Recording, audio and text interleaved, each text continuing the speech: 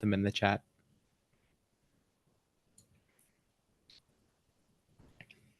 Okay, so to get started, here's an outline. We're going to go through Rust's origins, some tooling and applications built with Rust, the developer experience working with Rust, go through a to-do list project, and then I'll give some learning resources. If we have time, we can go through one together. And even if you aren't interested in learning Rust afterwards, you'll probably already be using it. That was very not well worded, but even if you aren't interested afterwards, you'll be more aware of where you're actually using it today, because you almost definitely are. So to get started on Rust's origins, it was an answer to manual memory management from C and C++. So Graydon Hort was an employee of Mozilla, and they started Rust as a side project in 2006. And they did it because the software for their elevator in their apartment had crashed yet again. So they had to climb 21 flights of stairs to their apartment. And presumably, it was crashed because of a memory bug, which Rust aims to prevent without compromising on C and C++'s flexibility by adding a garbage collector like JavaScript or Python.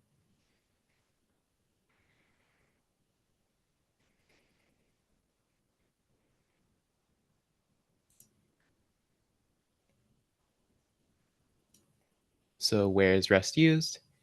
It's a very general purpose language, so it's used pretty much anywhere you want to. Of course, it's better in some areas than others, but just a list of some examples.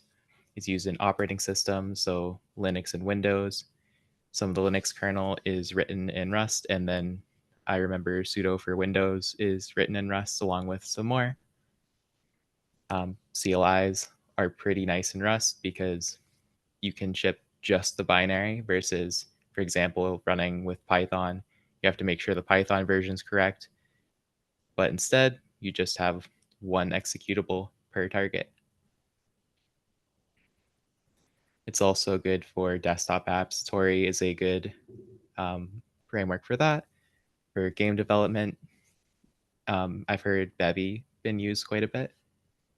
And what we'll talk about a bit today, web servers and web UI and WebAssembly. Any questions so far?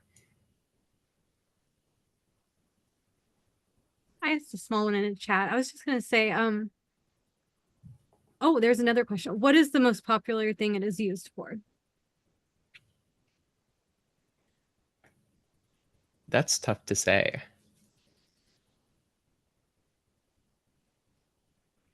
I'm not quite sure. I know it's less typical for it to be used for web UI and WebAssembly because that's not very mature at the moment, but for web servers and then probably game development as well. But for operating systems, lower level things, CLIs, desktop apps, it's very common.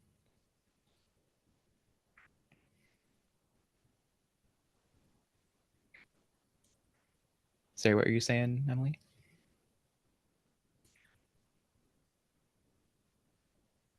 I think that covered it. Okay. That was Zafira. Sorry if I say your name wrong. No, that's okay. It's Zephyr, like Zephyr Hills, Zephyr. but without Okay. the hills. Yeah. Thank you. Yeah, that's fine.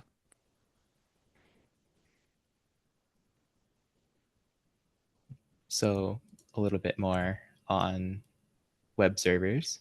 Some common frameworks, Axum, which we'll be using today, Actix, Rocket, and Warp. There isn't really anything as integrated as Django, Laravel, or Rails, but I still find the experience very nice to work with, and I hope you'll see that too later on. And for some UI libraries, I've used Leptos before. I have not used any of the rest, but Deoxys, U, and Sycamore are also good reactive front-end frameworks.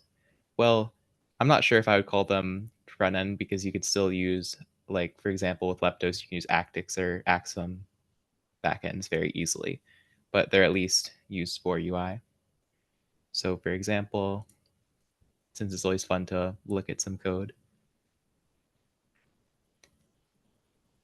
looking at this code, it's probably a little bit strange, but pretty familiar even so, if you've done something like React.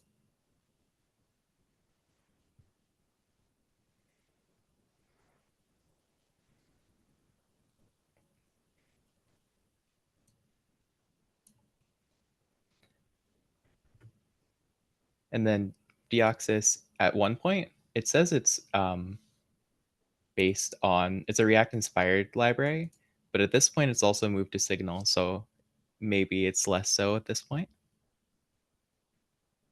But this really shows some of the things I really like about Rust, being that, for example, okay, yeah, here we go. So in JavaScript, if you're writing a React component, for example, you're not really forced to handle all the states your component could be in.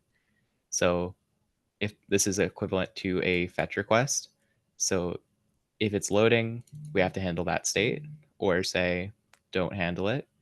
If it is loaded, it can either be an error or okay. So we can't really forget to handle any of these cases, and the compiler will tell us to handle it. So it's a lot more strict, which I really enjoy.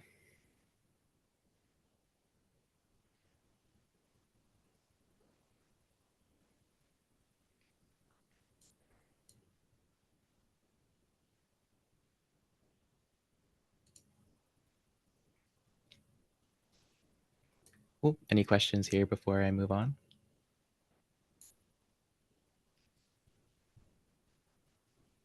So is it really just personal choice? Like, is there like a preferred library you see most people that use Rust go to? For front end, I'm not too sure. I'm not as familiar with it, and either way, it's not super mature, so there's not really one framework to rule Yeah, them that makes all. sense. But for web servers, I think from what I've seen in my personal experience, Axum is the most popular since it's more, it feels less magic-y, if that makes sense. Like the other ones have some generated code, but Axum is very, like, it's on the screen for you to know. It's not generating anything fancy for you. And so Zephyr had a question. Do you think Rust is better than React?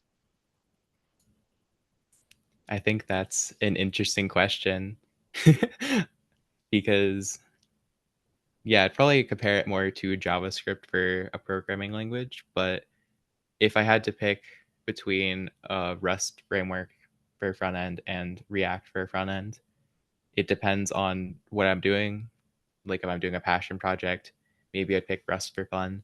But you can't argue with the React ecosystem. Like ShadCN will save you so much time.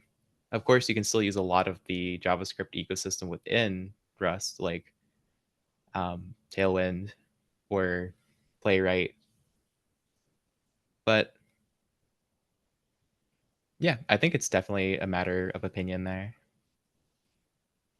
And I would also probably say it's up to you to pick the level of risk you would like to take. Because if you need it to work really well and have a lot of support and a lot of libraries, then React's your go-to. But if you want a more adventurous choice, then go with Rust.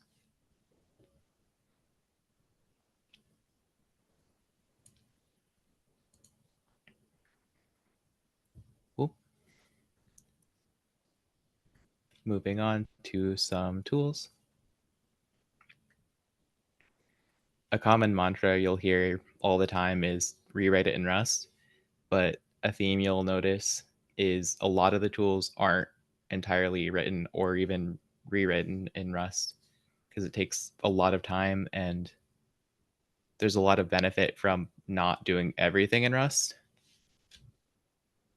either by reusing or making it easier to use APIs, for example. So something we all use every day are browsers. So Firefox, its engine is partially in Rust. Chromium, which includes browsers like Edge, Chrome, Brave, and Opera, all use Chromium.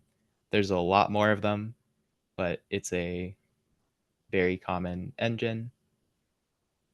And then Brave's Adblock uses Rust.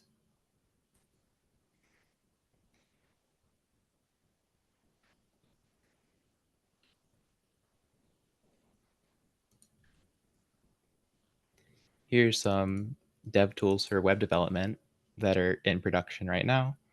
So Next.js uses the Next.js compiler, which is powered by SWC, which I believe stands for Speedy Web Compiler. I love all of the names people pick for these things. Parcel also uses SWC, and it uses Lightning CSS as well, which in Lightning CSS uses the CSS parser that's built into Firefox. So it means it's pretty fast, and there's no way to have any drift between an actual browser and the CSS bundler / minifier. And then Dino, which is a runtime similar to Node, but a bit newer. It uses SWC for compiling the JavaScript again, but there's a lot more to it that I'm unfamiliar with, but a lot of it is written in Rust. Turbo Repo is written in Rust. And then FNM and Volta are two favorites I have. Well, I've never used Volta, but FNM for sure, which is Fast Node Manager, which is a tool for managing node versions like NVM, but written in Rust. So it is available on Windows, Linux, and Mac, as well as being significantly faster. And Volta is similar. I have not used it, but it does the same thing, but also manages Yarn and PNPM as well.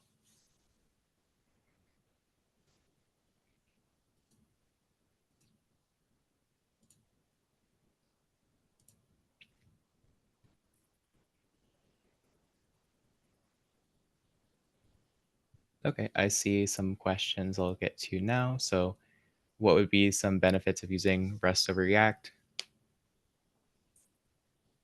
I think that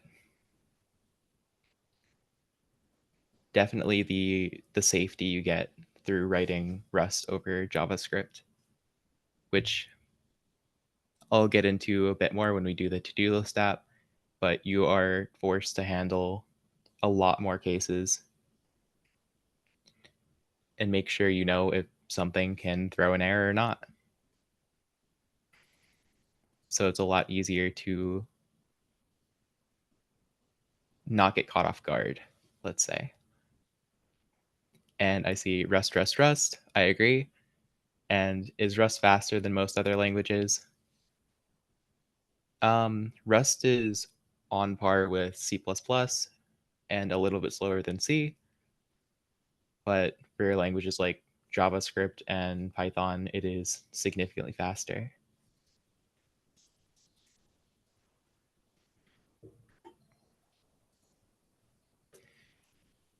Yep. Okay.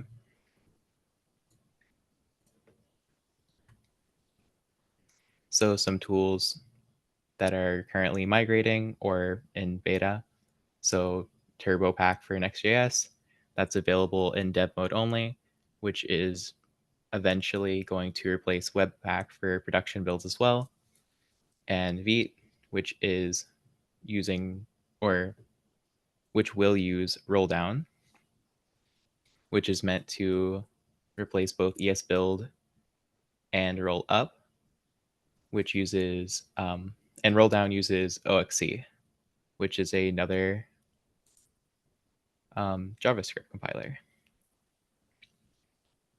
Then Tailwind, the names are getting a little bit confusing with Oxide, but that's their custom engine for Tailwind v4.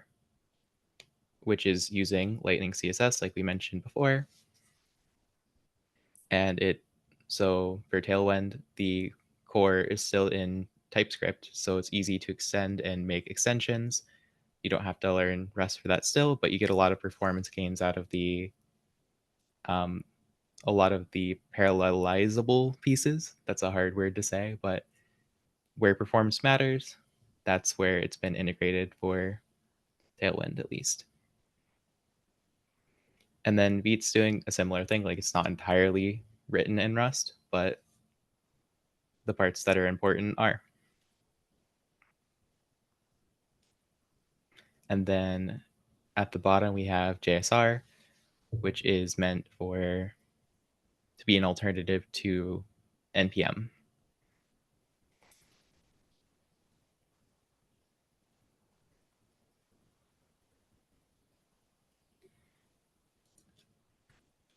And since I heard there's a lot of people that use Python, I wanted to mention a few of those. So Ruff, a linter and formatter, uses Rust. UV is a pip replacement. Pydantic for type checking, and then Polars for a data frame library.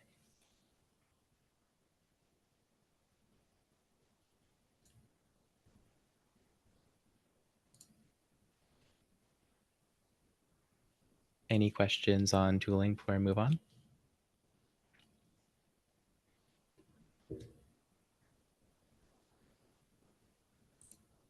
Okay. So, dev experience. All of these pictures are unrelated. I just picked them because they're fun. So, Rust is a very batteries included language. If you start a new TypeScript, JavaScript project, you have to set up a lot of things to get it working. At least for my personal taste, I have to set up TypeScript and ESLint and Prettier and everything exactly how I need it because it's just not strict enough for me. But Rust comes, if you install Rust, you get a formatter, a linter, testing, a package manager, a compiler, documentation, and a version manager, workspaces, and a language server, all just from installing Rust. So it's like if you had, when you start a project, you just have Prettier, ESLint, Jest, Webpack, TypeScript. We mentioned FNM, NVM, something like that, or Python Conda if you're from Python, and DocuSource is just all done for you. And the documentation is extremely nice everywhere, which we'll see once we're developing in the to-do list app.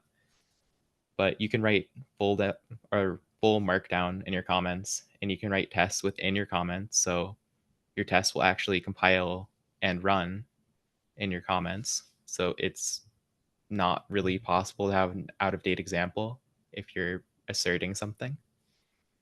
And also, cargo isn't just that. If you want to extend it, you can extend it with a custom command like cargo watch. Or if, for example, you find that Rust testing framework isn't what you want, you can use a different one. I know a common one is next test.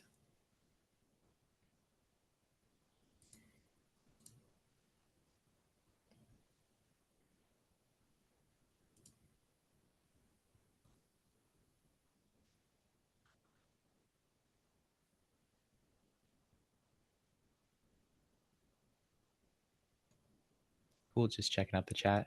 For some reason, the chat keeps scrolling up every time someone posts a message, so I have to scroll down every time. But looks good. I don't see any questions. So moving on to error messages. One of the best part of Rust is that all of the error messages are extremely helpful in Rust.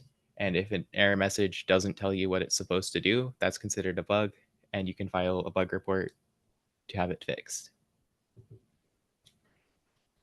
So going into an example that I've done many times, and I'm sure a lot of you have as well. So in JavaScript, I write a function like this, function async high, which you may know the answer to that is async should go before function. But let's see what JavaScript says when you run the code. It says executed JavaScript failed, high is not defined, which is not very helpful. But normally when I code, I do it in my editor. So I want to make sure there's nothing more helpful there. And in VS Code, it says async lacks return type annotation. It pleasantly has any return type. It still can't find the name high, and it expected a semicolon. Doesn't really tell me where any of this stuff is either. It's just saying it. And in the same thing in Rust, like the exact same code. What does it say? So here's the compiler diagnostic. It doesn't let us run the code at all. It has an error before it will actually let us run. And it tells us here, it says write fn instead of function, declare a function. And my editor gives me a quick fix and does it for me. Then after this point, it's telling me it expected an identifier, but it found the keyword async, which tells me that I need to move something around because async isn't a valid identifier. And I flip it around, and now it's giving me a warning. It will run this code, but it says high is never used.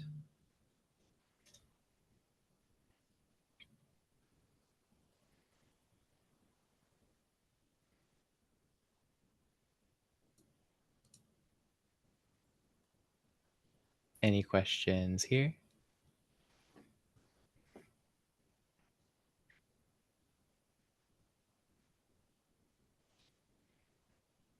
Yep, if you like that, there's a lot more to come.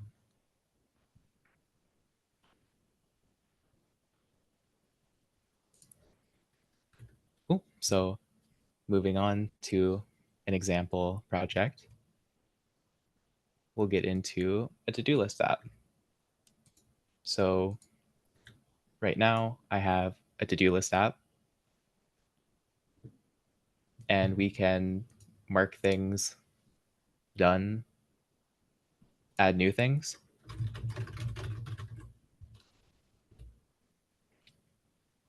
And this is all stored on a database. So if I went on another browser or another computer, this would all still be here.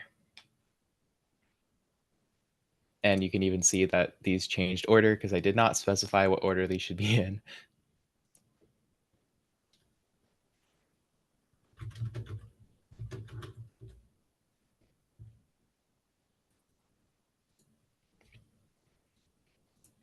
So our goal for now is maybe my to-do list is filled up, but I really want to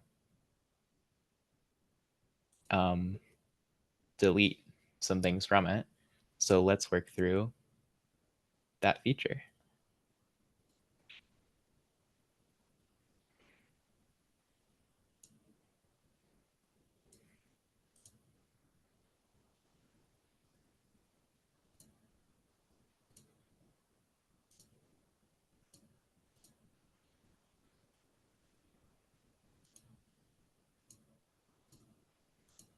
Well, I have a lot of unsafe stuff.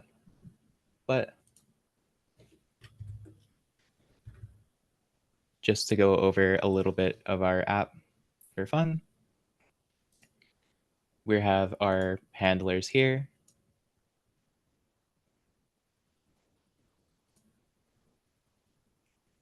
And for example, this root is slash, and it has the hello world handler. So if I went to that slash root, then it will load hello world.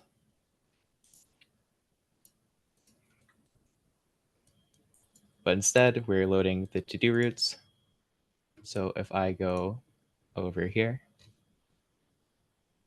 we're instead loading slash to-do, which is loaded by this to-dos handler, which just gets all of our to-dos from our database. And our to-dos are loaded, use this template here. So for example, another great compile time thing for Rust is if I misspell it, it's telling me, okay, there's no such thing as tdo.html because there isn't. It's todo.html. So our template here loads this on our to-do root, we have a form and a label, or sorry, a form with an input to add new text and add a new to-do, and then also an unordered list rendering all of our to-dos, which is this.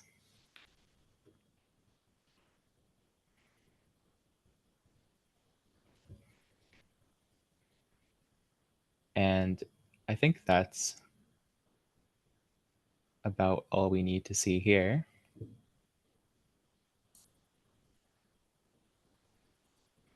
So yeah, let's get started.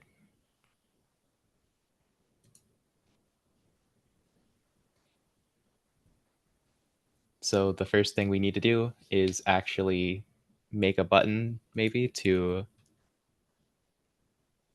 actually be able to delete it. So let's start. Make a button that is type button. And then on click, we want to call some delete handler.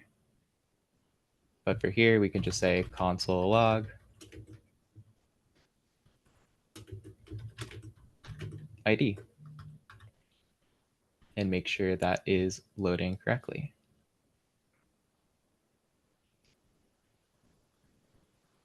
And we should probably add some text in here too. Delete.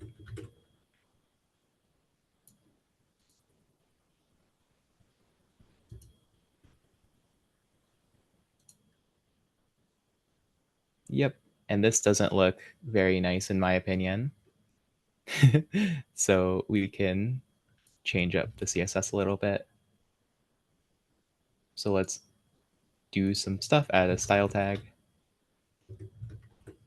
Well, actually, for now, we could just make this a grid.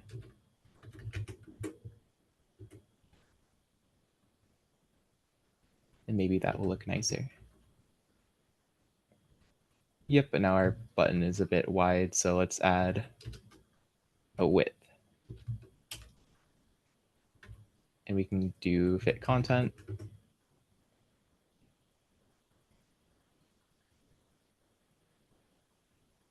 And now it's a bit nicer looking.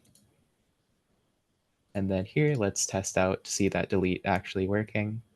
So looking in our console, we have ID of 2 when we click this, 1, 4, 5, which is what we expect. We're just logging everything in here.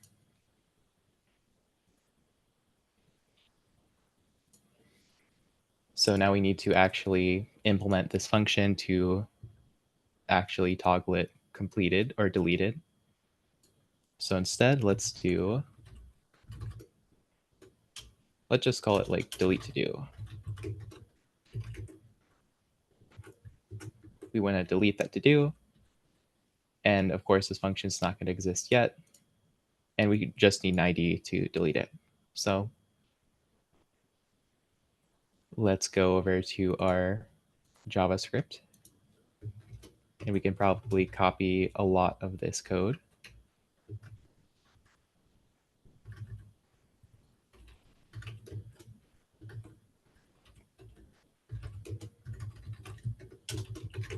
We can delete to do. And let's make it a delete method on /to do. And we want to delete just this ID. And since we're on a button, we're going to have to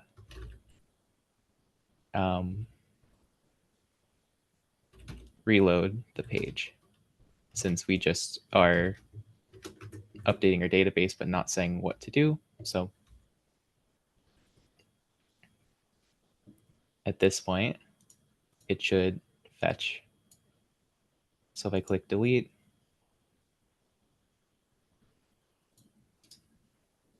let's see, is it throwing an error? It is. Delete to do does not exist.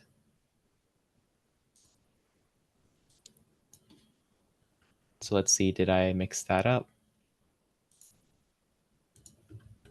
Nope, this looks fine. Maybe it just needed to reload. Let's see. Okay, perfect. Now it's actually reloading. We can see in the logs here that it did do a delete request. But however, that route doesn't exist yet because we didn't create it, which is totally fair. So we can go to our to-dos to create a new route. So we want to create a delete handler on /to-do. So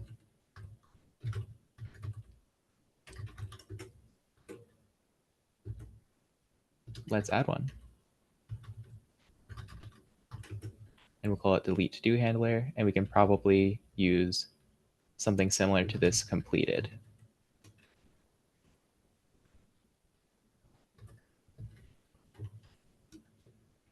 I'm going to check to see if anybody has any questions so far. Okay, there's some questions I'll get to later, but I'm going to finish this up. And we want to call this delete to-do handler. And at this point, we have our state, which is our Postgres database. And we want to, instead of doing a complete to-do, we want to do a delete to-do. So let's do that real quick. We can make some structured data, which is kind of like an object in JavaScript, a Python dictionary, and we can call that delete to-do. And the only thing we want here is an ID, which is a number. And we want it to be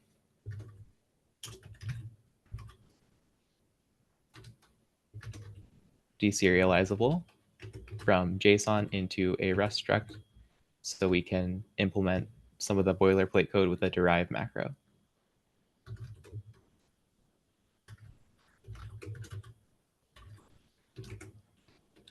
So we can do some code.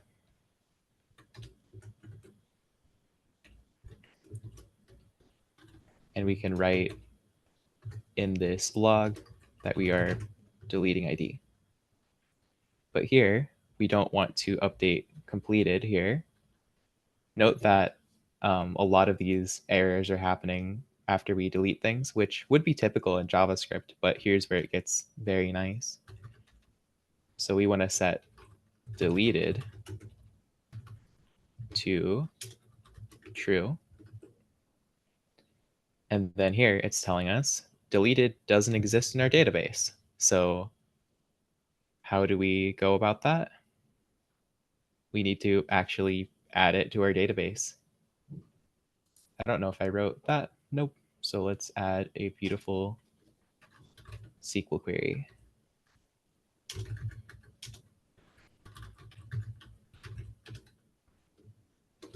So let's alter the table, alter to-dos, and we want to add a column called deleted,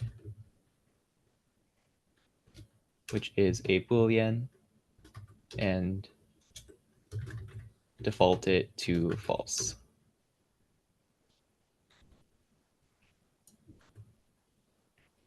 So let's run that. And now check back.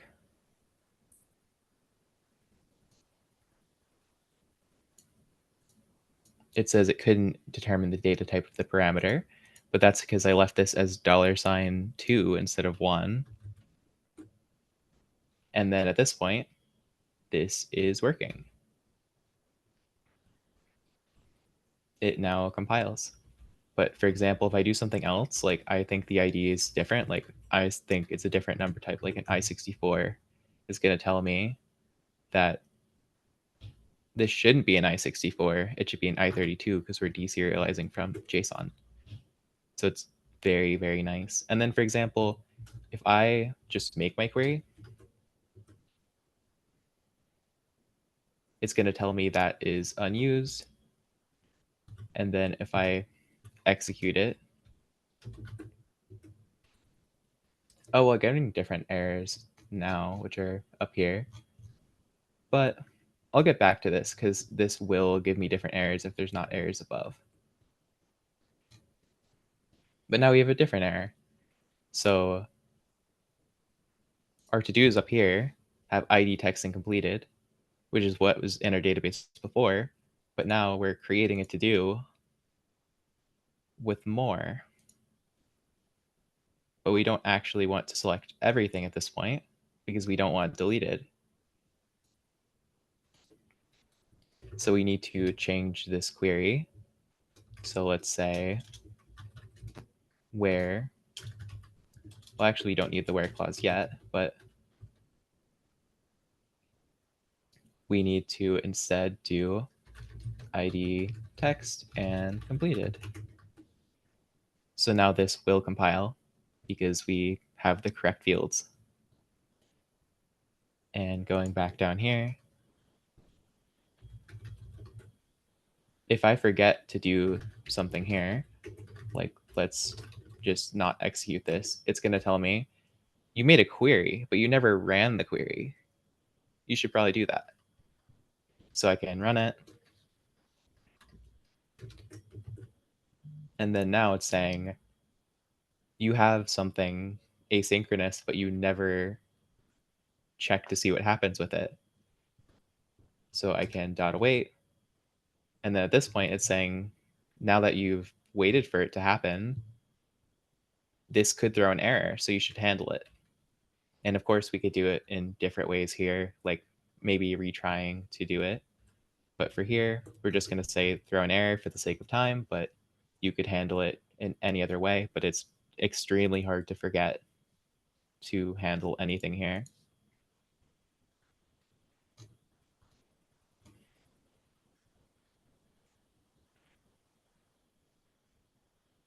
So let's look at this now. If I click delete, it doesn't seem to be working here.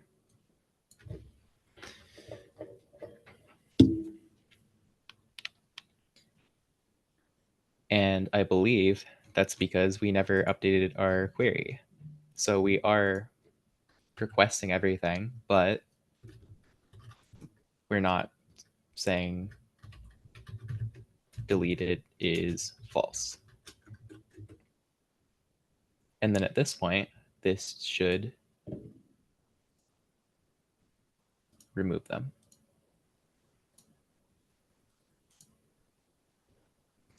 But interestingly, let's see what's happening now.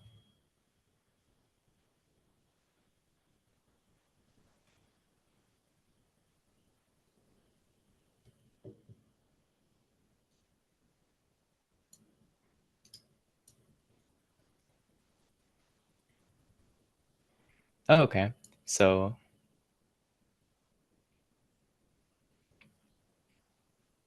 let's just query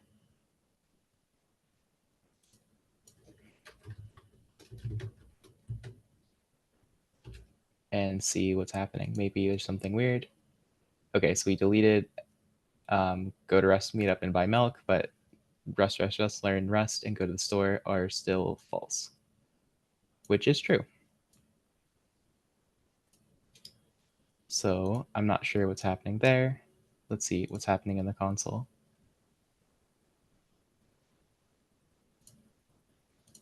Let's see the network tab when we try to fetch it.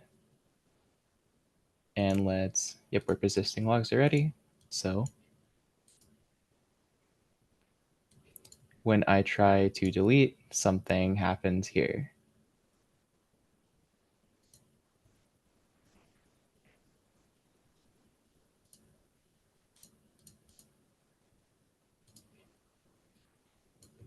And I'm not quite sure.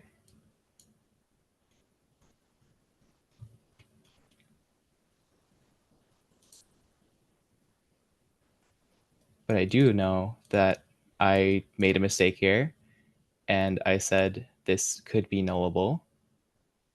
So like moving on to that for a quick second, if I try to, if some these are null on accident, then I could have an issue. So if I say deleted here, there's no field on here, but if I say deleted, is a Boolean, then at this point, it's telling me that I said it was nullable, and it shouldn't be nullable.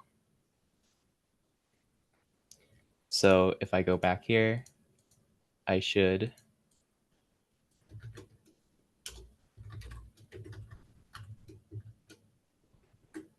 well, instead of doing that, I can do, oh well, we can just drop the column for now and then redo it.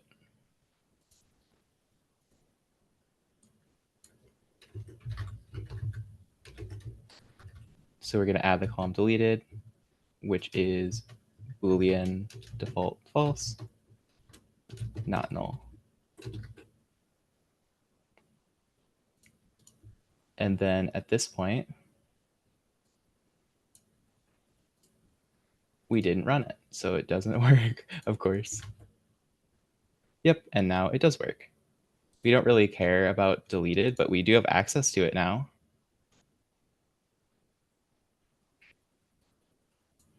But yeah, let's try to run these.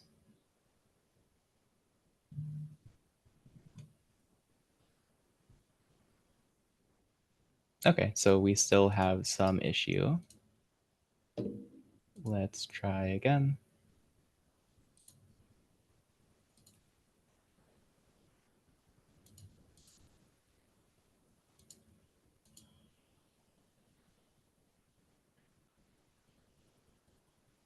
I'm not quite sure.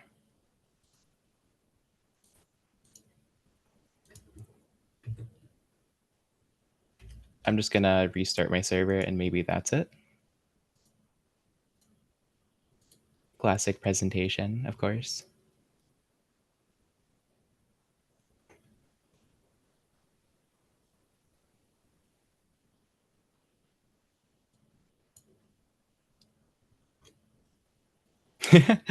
Yeah, it went well before, but I've run into many bugs.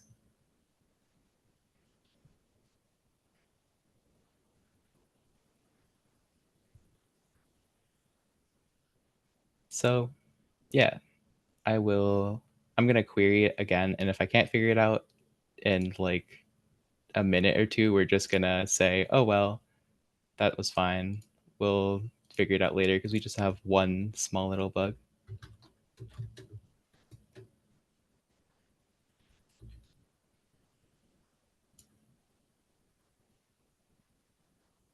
Yep, we have deleted false on these.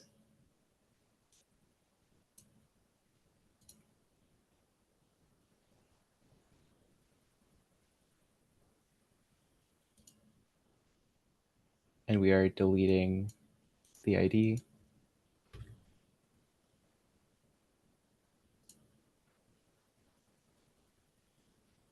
It's on /to-do, which is expected. I'll try adding a slash. Maybe that'll help us. Oh, it's because, okay, I see why. I'm not awaiting my fetch. Classic. It wasn't even a JavaScript issue. Okay, so now, maybe not.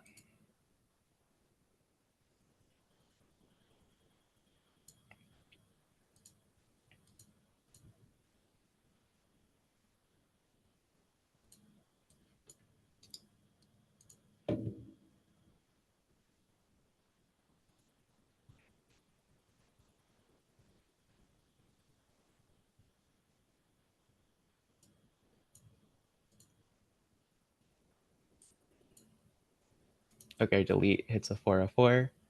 We don't have a /to-do.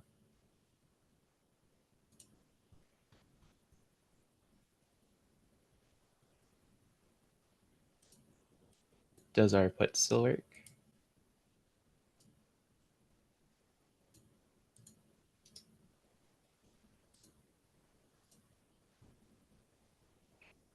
Yeah, our put does work, but our deletes do not. So let's check out the code between the two.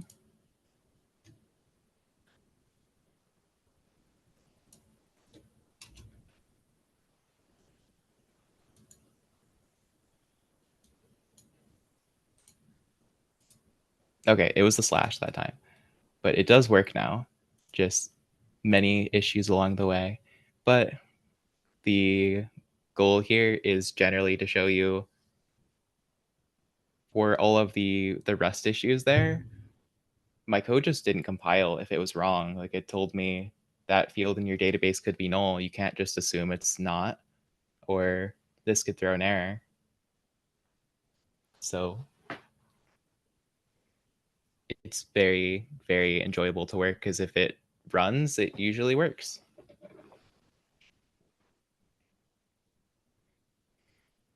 Cool. Did anyone have any questions about any of that?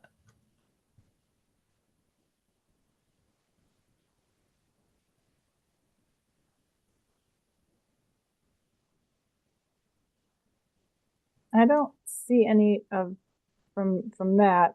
Danny asked a while back, what got you into Rust? I saw that a lot of people liked Rust, and I wanted to see why they liked Rust. And then I tried it out, and it took me a while to get into because it was a big learning curve, but I really enjoyed at this point because yeah, it's very convenient to have my database tell me if I'm querying something wrong, for example. It's just very fun to work in beyond all of the things I've mentioned. There's so much more, but I can't get into it all in one meeting.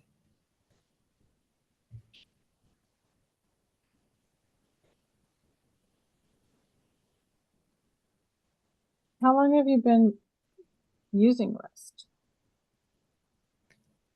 I'm not quite sure. I think it's been a year or more. Okay. Yeah, I think so. Cool.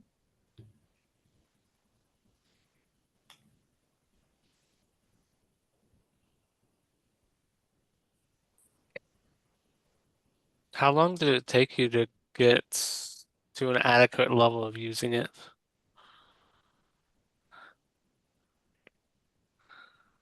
That's a tough one to answer too, because I was learning it on and off. Oh, But okay, I see. it took me a few times of starting and stopping to finally get to a point where I could understand what was happening instead of just kind of like if you don't know how to fix those errors, it's really frustrating because Rust wants you to do it in a very specific way. So it's hard to fix. But once you know how to do it the way it wants you to, it's very nice.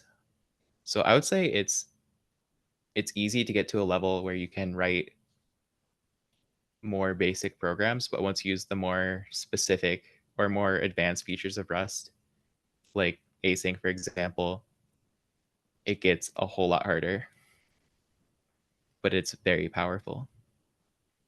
I see. Did you have prior programming experience before learning Rust, or was this your first language? Yeah, my first language was JavaScript, and I learned TypeScript as well beforehand. I think I did. I'm not sure if I did a little bit of Python as well, but yeah, mostly nothing too similar to Rust. Okay. Okay.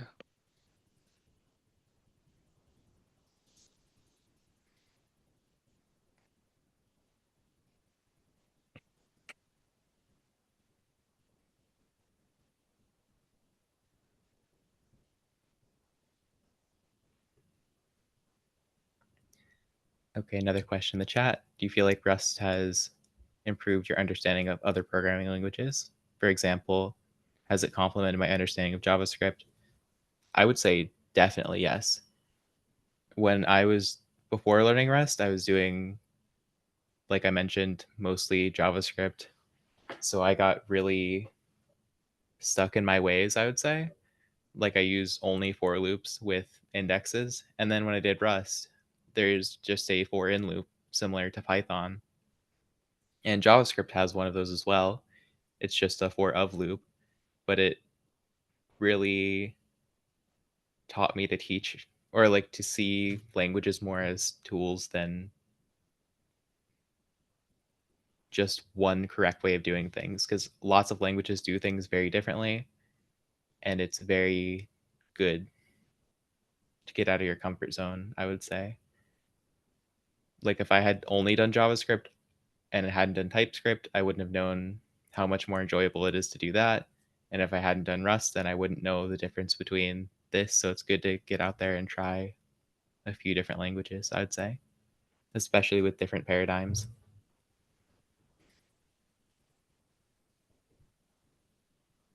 Hi, what were some of the first apps that you built using Rust, as you were learning?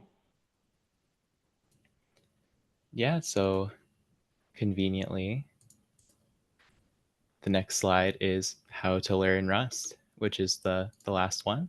So I started out doing reading the Rust programming language, and the first chapter is just installing Rust and building a hello world program. But after that point, there's a guessing game, which is pretty nice to get you started and understanding a bit more Rust philosophies. So I built this as well as a tic-tac-toe app. Just whatever fun thing comes to mind, I would say.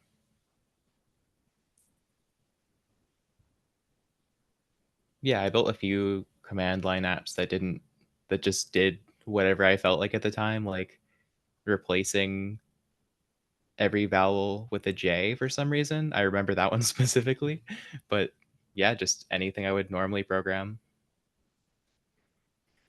Nowadays, I do a lot of LeetCode, so I do LeetCode in Rust. You can do whatever you'd like to do.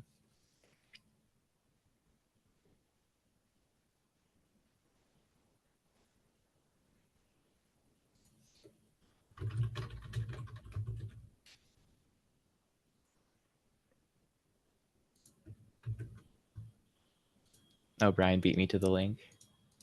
But yeah, here is the link for the Rust programming language. Yep. And then if we had time, I was thinking of going over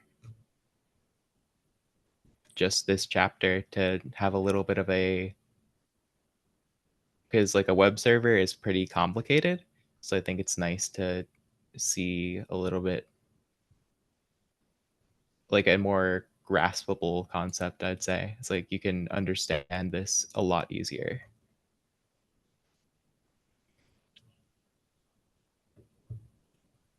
I think we have some time left, right?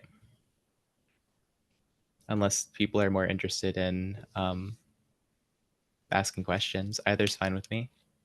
Yeah, we've got like 24 minutes from the scheduled end time of 8 o'clock. So what does Okay. everybody want to see? Yeah.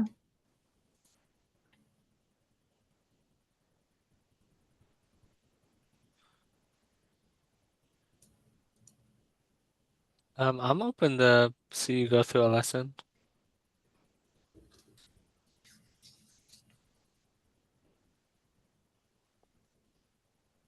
There is Okay. one question too, but what similarities do you see between JavaScript and Rust? JavaScript and Rust is interesting. I don't have anything off the top of my head right now to answer. I think of more like TypeScript and Rust because I'm not sure how similar JavaScript and Rust are. Yeah, I don't have a great answer for that, but I will get back to you later if I do think of something.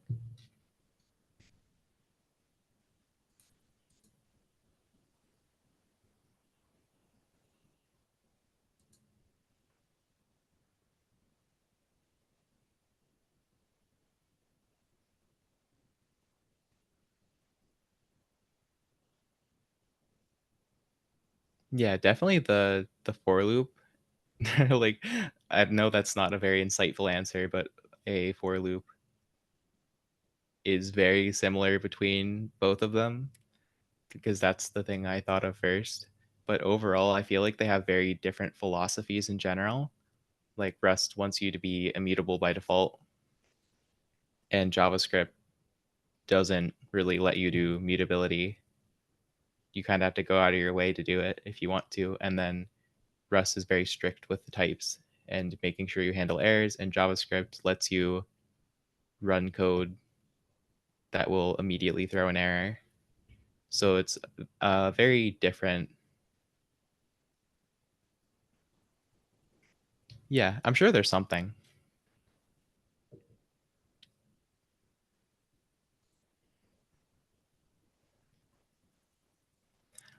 I feel like they're similar to the extent where you can use JavaScript sometimes uses error by value, like Rust, which I don't know how helpful that is without having gotten into it, but it's similar in that sense. And they both kind of use iterators with like .reduce.map. Those are available in Rust as well.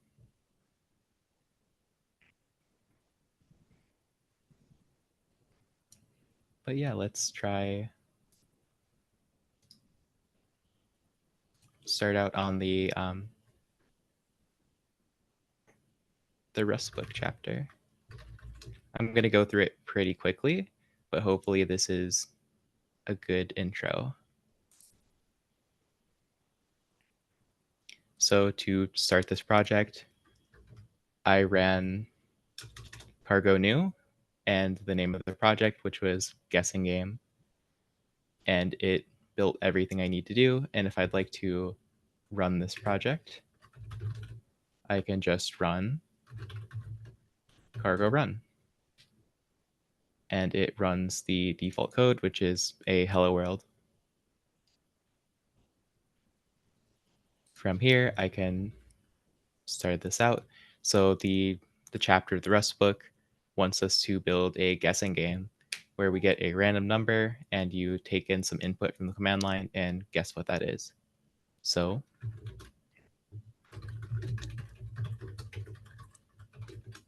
let's get started.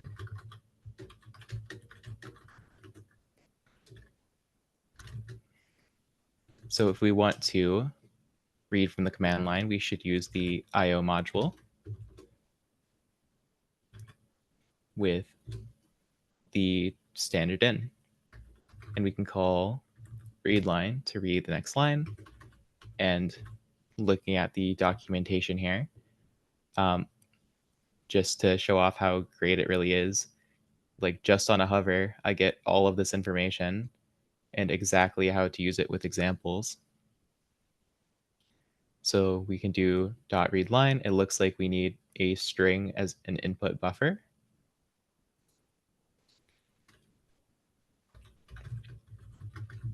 So let's make a string. And here we get one of those great errors. It expected us to do a mutable reference to the string. Since we're going to fill the buffer with the readline function, we can also run cargo run or check to get the same in the terminal. And this editor help is coming from an extension called Rust Analyzer, which I will remind me to link that at the end, but it's pretty much the only extension you need to work with it, work with Rust nicely. But even if you don't, this is a pretty nice experience. So I'm missing the mutable reference, so I can add that. And then now it's saying I haven't marked guess as mutable. So I can also change this. And we can print out the guess.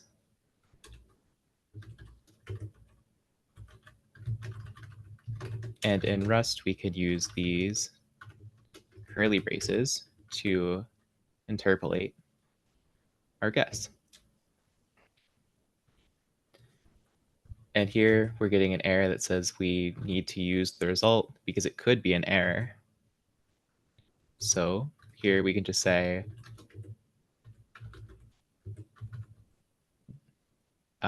we failed to read the line. Dot expect is going to throw an error in that case. And we, of course, could handle this in a separate way, but here we're explicitly saying throw an error. So let's run that program. We can input our guess as 10, and our guess is 10. Any questions so far?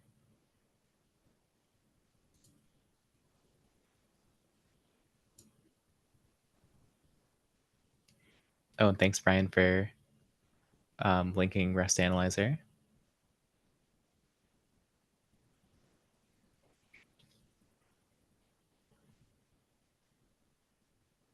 Okay, sounds good. Let's move on to the next step. So, of course, we have our number now, but how do we know? We don't have a random one at this point. So let's do that. And to do that, we can use the rand crate. Rust does not have any built-in random number generator, so we can do cargo add rand. And this will add rand to our cargo toml, which is similar to a package JSON.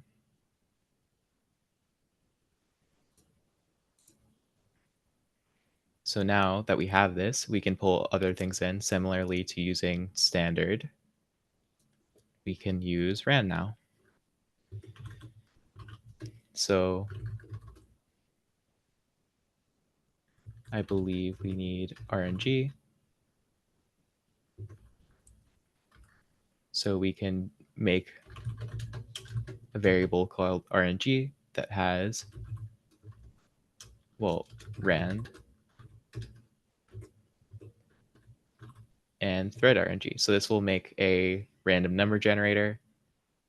And once we request a number from it, we can, yeah, it'll generate us a random number. So our secret number is going to be our RNG dot gen range. We want to generate a number from a range, and in Rust, the range syntax is like this. So here, this will generate a number from 1 to 100, and the equal sign means that this will include 100. So it'll do including 1 and 100, it will do the whole range here. And of course, it's letting us know RNG needs to be immutable here. So now we do have the secret number, and we can print it.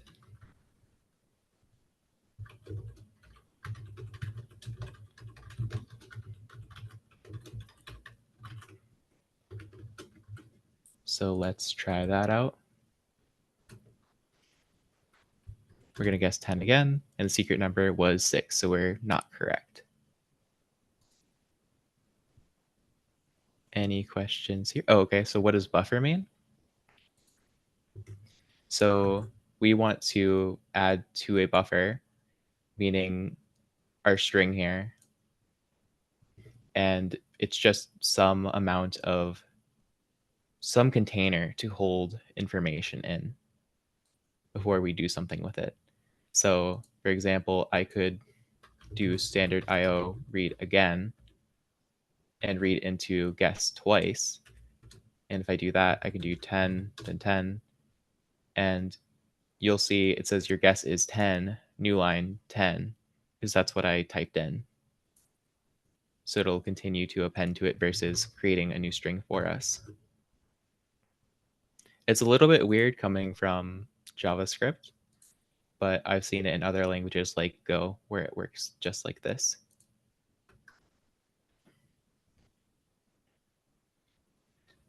Yep. Okay, so moving on from here, we need a way to actually compare these numbers. We have the guess and the secret number, but how do we compare them? And in this case, we can do something different.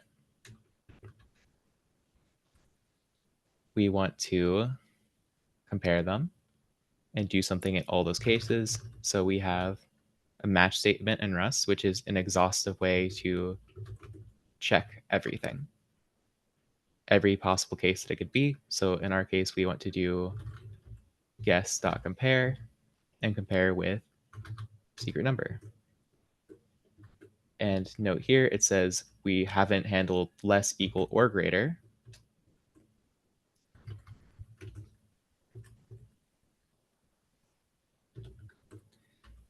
So I really enjoy less, equal, and greater because if you're familiar with sorting in JavaScript and in Python as well, if you want to make a custom sort, you return -1, 0, or 1, or some positive number, some negative number. It all depends on the implementation.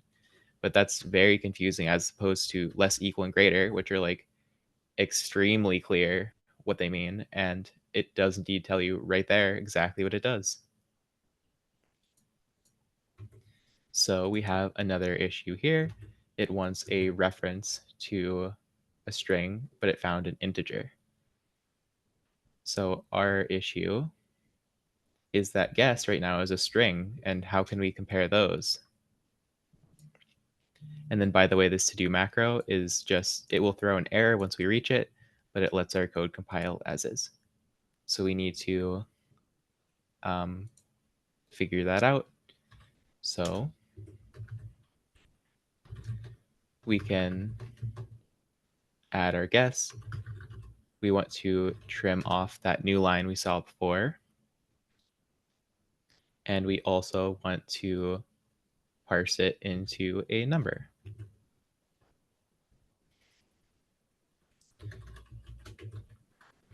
So I'm going to say let's parse it into an I32.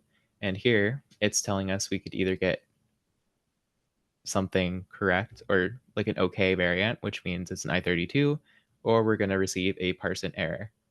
And even now it's saying you can't compare these two things. It could be an error, so make sure we do something about it. So here let's just say failed to parse guess. We'll get to it later. And then here we're expecting to get a reference, but it nicely tells us that. So we should do something for all these cases. So if it's less, we should say, okay, your guess is too small.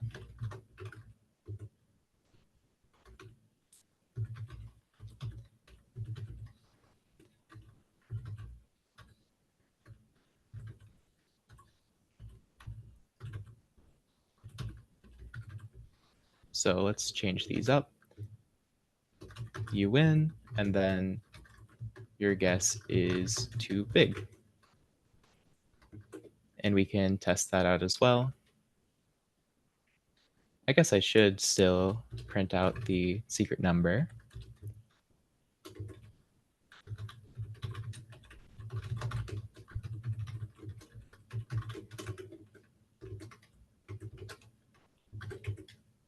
So let's print that out. I did not mean to do that, but yeah, let's put in 10 again. And the secret number is 61. It's too small. And let's pick a number that it couldn't be. So -1. And that is also too small. I should have gone bigger, but like 1,000, 10,000, that's too big.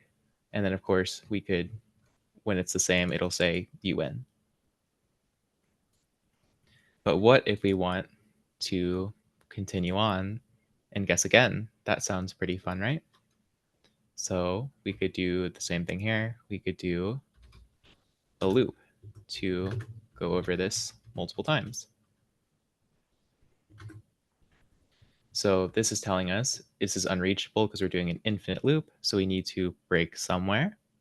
And it makes sense to do that in our equal. So we win and we should break. So if we get this correct, let's see, 10 is too small, 50 is too small, 70 is too small, 90 is too big, 80 is too small, 85 is too big, 83, is correct, and we win.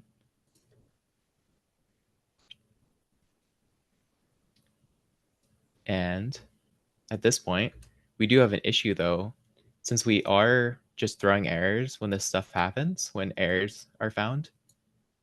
It makes our program a little bit more fragile. It would be not very fun. So like say I do 10 space, that would work because I am trimming it. But if I type in 10, that's going to throw an error, and that's not a very fun thing. It failed to parse guess. That's not a fun error message for our user to read either. So we could do something different. So instead of throwing an error, we can instead use a match again.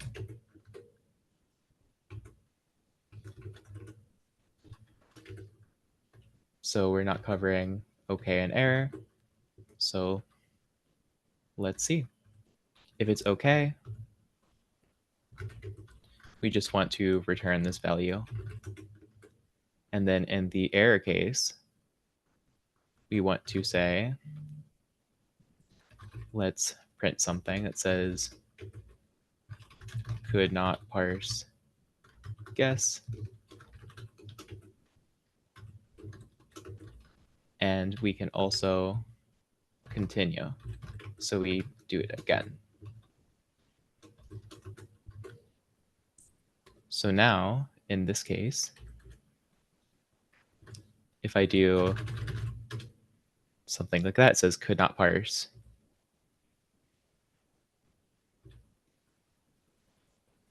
And it can't parse that either, but it can parse 10. So instead of crashing, it now does that. And of course, we could do that in other places as well. But yep, that's all there is to this project. Any questions?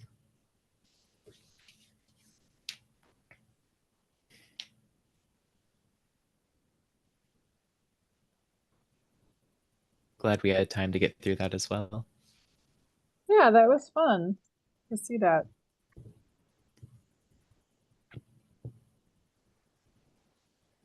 All right, well, we're coming up on 5 minutes to 8. Does anyone have any questions for Jacob before we disband this mighty meetup? I have a question actually. Yeah. How long did it take you to learn the syntax for Rust? Because it seems pretty different from something like JavaScript.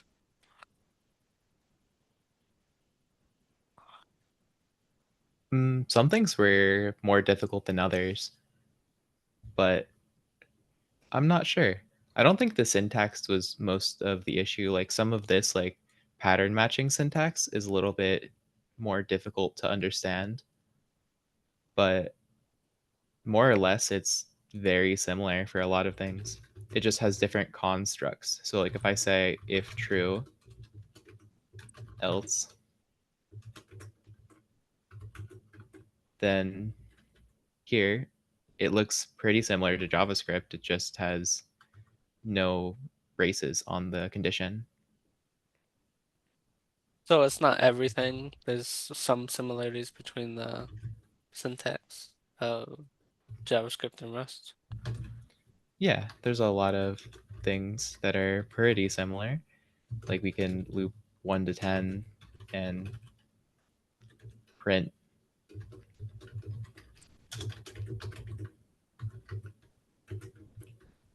and let's just delete this other stuff.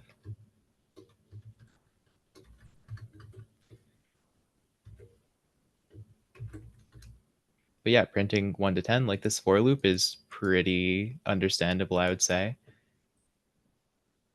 There's a lot of things that are similar, but a lot of things that are a little bit different. So I feel like the syntax was the less tough part about it.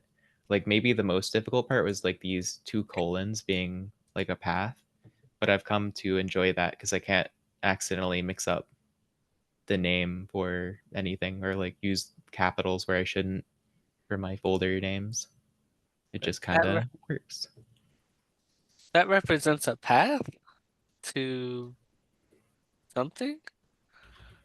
Yeah, like I can do mod hi and make a module called hi.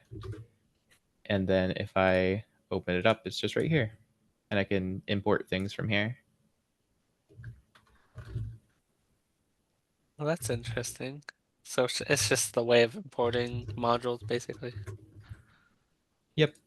Modules aren't tied to any specific folder structure either. So like I could just make hi right here and do stuff in here. Oh, that's interesting. It's pretty nice. That's how testing works usually. Like you'll do like this. There's a module for tests. It'll import everything from above, and then here's all your tests. Pretty fancy. What? That is fancy. That's cool. Yeah, I feel like the syntax is the least problematic part of everything. It's more getting around Rust strictness, and I didn't know much about reference types before, so that was pretty tough for me. I see. Okay. Okay, cool.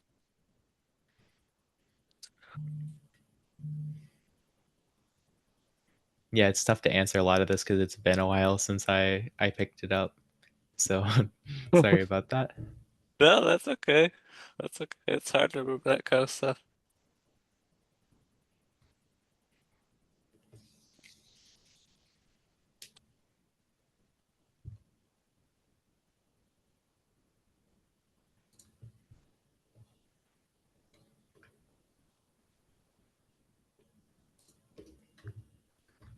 Anyone else have any final questions for Jacob?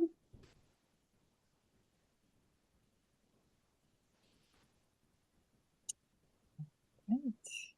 Well, he left his contact information for y'all. So if you have any follow-up questions, I'm sure he wouldn't mind you reaching out on Twitter or LinkedIn. Yep, glad And to answer either way. yeah, and those are also on the meetup page in the description for the event. So if you missed them, they'll be there. And he just dropped his LinkedIn again in chat. So Yep, thank I you tend so to much. answer LinkedIn a bit more nowadays because Twitter has gotten spammy to an extent. So Yeah. lots of bots in my DMs, so it'll be easier on LinkedIn, I think.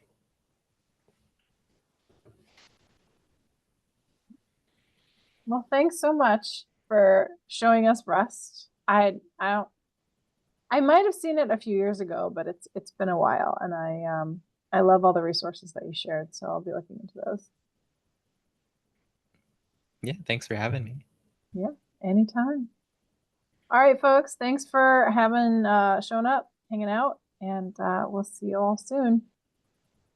All right, see ya. Bye. Bye. Bye. Bye.